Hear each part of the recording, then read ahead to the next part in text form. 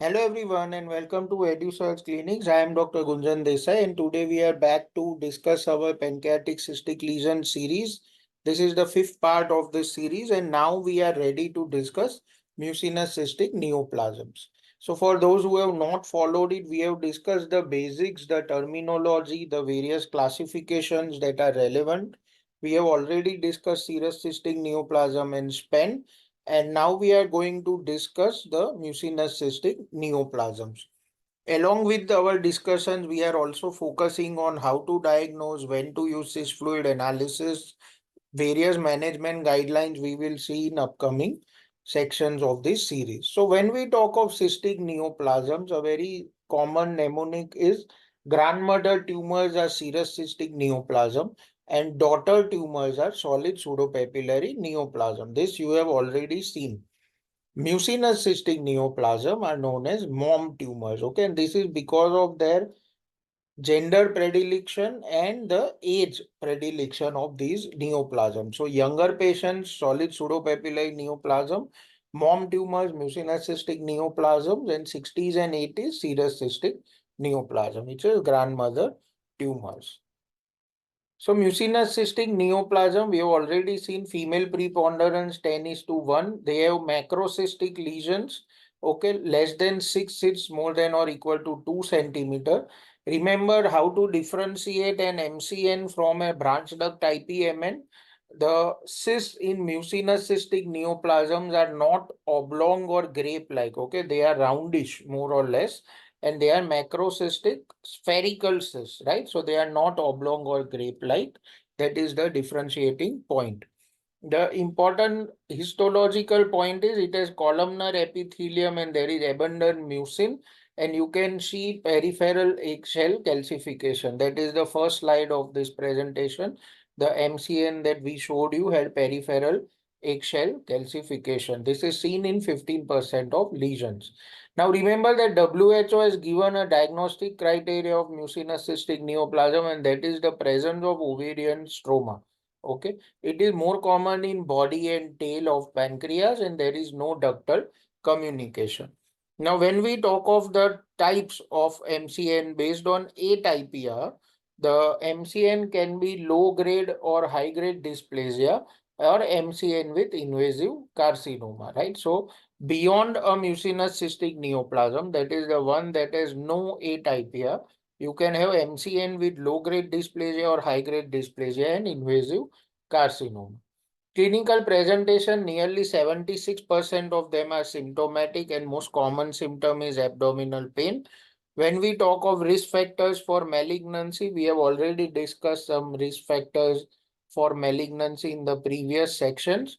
But for MCN specifically, older age, size more than 4 centimeter, splenic vein obstruction due to the lesion, eggshell calcification, and all the previous high risk imaging and cyst fluid analysis findings that we have discussed are risk factors for malignancy. When you see the scan, that MCNs are pushers and not invaders. Okay, so you will have compressive features on the scan, okay, but not frank invasion unless it is malignancy. Now, can we just simplify all the guidelines and say that the treatment is resection? The answer is not that easy, because we will see in upcoming slides that up from the so many various guidelines that are present for cystic neoplasms, most of them have been devised to discuss when to operate MCN and IPMN, and that is where the complexities in managing cystic neoplasms arise. Prognosis 5-year disease specific survival is 57% in absence of malignancy. So now, just to give you a gist of guidelines for if you see a patient of MCN, then what is the gist of guidelines? If the patient is symptomatic, the treatment is resection. If there are high risk features which can be clinical imaging or cyst fluid analysis, you go for resection. If there are elevation tumor markers, then you go for resection. And size more than 3 centimeters, you go for resection. Now, when we talk of high risk features, there are clinical high risk features and there are biochemical high risk features. There are radiological high risk features. So clinical high risk features are new onset diabetes mellitus, history of pancreatitis due to the lesion, and obstructive jaundice due to the lesion. Biochemical iris features, as we all know, is elevated tumor markers. So when it is size less than 3 centimeter and asymptomatic and no high risk features, this is where the guidelines differ a bit. If you look at Fukuoka guidelines, they suggest resection even in lesions between 2 and 3 centimeters and surveillance for lesions less than 2 centimeters. The ACG, AGA in Hong Kong suggests surveillance for lesions less than 3 centimeters, and European guidelines suggest surveillance for lesions less than 4 centimeters. When we talk of the high risk features, the clinical high risk features and the biochemical high risk features have been summarized here.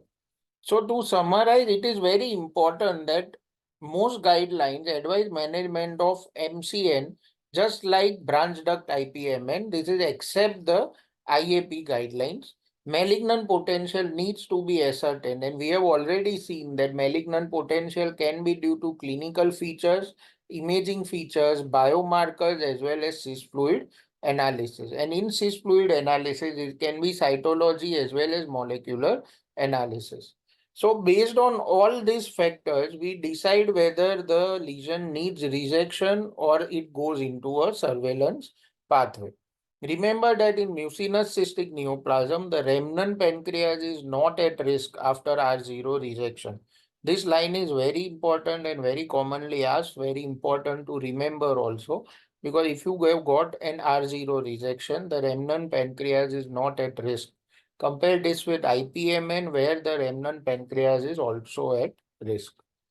So in this talk, we have discussed about mucinous cystic neoplasms. We have seen how various guidelines change the management in only a very small subset of patients.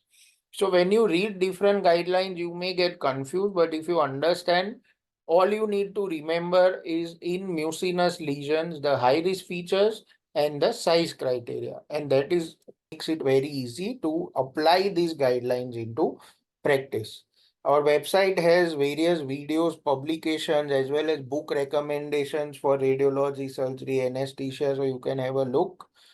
Thank you.